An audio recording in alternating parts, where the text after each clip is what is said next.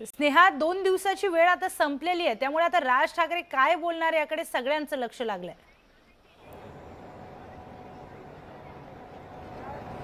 अगदीच निवडणूक आयोगाला वेळ देण्यात आलेली होती. त्यावेळी आपण पाहिलेलंच होतं की सर्वपक्षीय नेते जे आहेत ते यावेळी पोहोचलेले होते, भेट घेतलेली होती. परंतु तेव्हा देखील त्यांना आश्वासित करण्यात आलेलं होतं की आम्ही या याद्या तपासू, असं देखील सांगण्यात आलेलं होतं. परंतु 2 दिवसानंतर आताही त्यांच्याकडून काही उत्तर आलं नाहीये. त्यामुळे जो आजचा मनसेचा मेळावा आहे तो महत्त्वाचा आहे आणि यानंतरच जी सर्वपक्षीय लोकांची जी म्हणणं असणार आहे ते मांडण्यासाठी पत्रकार परिषद घेण्यात येणार आहे. यामध्ये संजय राऊत असणार आहेत, विजय वडेट्टीवार असणार आहेत, तसंच बाळा नांदगावकर हे देखील असणार आहेत.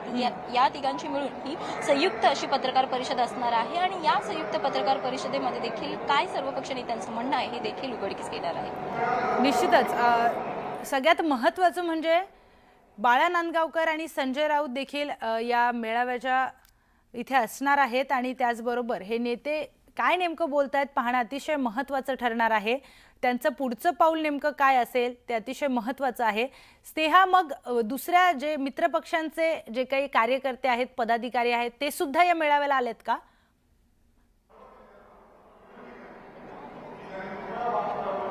खरं तर हा मनसेचा मेळावा आहे, त्यामुळे मनसेच्या मेळाव्यात असल्या दृष्टिकोनातून मनसेचे पदाधिकारी आणि कार्यकर्ते सर्व आपल्याला पाहायला मिळत आहेत. जी पत्रकार परिषद पार पडणार आहे त्या ठिकाणी सर्वपक्षीय नेत्यांचे जे कार्यकर्ते त्यांच्यासोबत असतात ते आपल्याला पाहायला मिळते. निश्चितच तर 3 वाजता विरोधी पक्षांची एक पत्रकार परिषद पार पडणार आहे आणि त्या पत्रकार परिषदेमध्ये देखील काय बोलतात हे सगळे नेते पाहणं महत्त्वाचं ठरणार आहे. आत्ता स्नेहा मेळाव्याच्या ठिकाणी आहे. राज ठाकरे थोड्याच वेळात बोलायला सुरुवात करतील.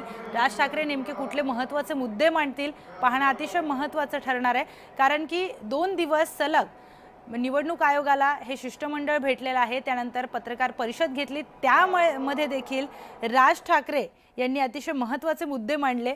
पत्रकारांच्या प्रश्नांना उत्तर देताना देखील राज ठाकरे हेच अग्रेसर दिसत होते. त्यामुळे राज ठाकरेंनी या मुद्द्याला गांभीर्याने घेतलंय. त्या संदर्भामध्ये त्यांनी प्रश्न उपस्थित केलेले आहेत निवडणूक आयोगाकडे आणि त्याचबरोबर कार्यकर्त्यांना देखील त्यांनी सूचना दिल्या आहेत की निवडणूक आयोग जे त्यांचे नियम करतील ते करतील, पण तुम्ही मतदार याद्यांवर विशेष लक्ष द्या. मतदार याद्यांमध्ये जो काही कथित घोळ झालाय त्याकडे देखील लक्ष द्या. स्नेहा, आत्ता तिथे नेमकं काय होतंय? सगळेजण राज ठाकरे कधी बोलायला सुरुवात करतात याची वाट बघतायत का?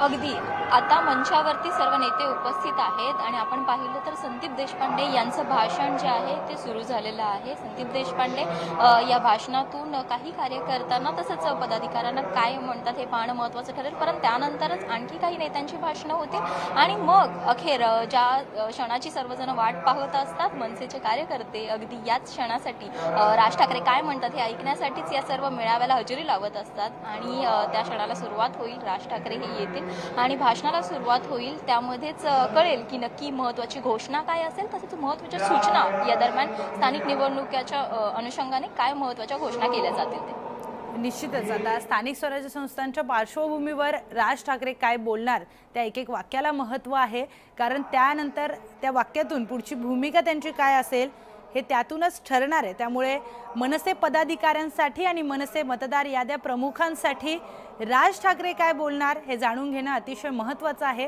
कारण राज ठाकरेंच्या भाषणानंतर राज ठाकरे काय मार्गदर्शन करतायत त्याच्यानंतरच पुढची रणनीती ठरणार आहे. त्यानंतरच पुढचा सगळा जो काही नियोजन आहे मनसेचा तो ठरणार आहे. त्यामुळे पदाधिकारी आणि मतदार याद्या प्रमुख हे प्रामुख्याने राज ठाकरे काय मार्गदर्शन करणार याकडे त्यांचं लक्ष लागलेलं आहे आणि त्याच्यासाठीच आपण बघतोय मोठ्या प्रमाणात गर्दी ही मनसेच्या मेळाव्याला दिसून येते. राज ठाकरे काय बोलणार याची फक्त प्रतीक्षा आता या सगळ्याच पदाधिकाऱ्यांना आणि मतदार याद्या प्रमुखांना लागलेली आहे. निवडणूक आयोगाला खरं तर 2 दिवसाची मुदत देण्यात आली होती, पण या 2 दिवसात काही फारसे बदल निवडणूक आयोगाकडून करण्यात आले नाहीत. त्यामुळे काही गंभीर प्रश्न उपस्थित करण्यात आले होते आणि त्यानंतरचा हा मेळावा अतिशय महत्त्वाचा ठरणार आहे.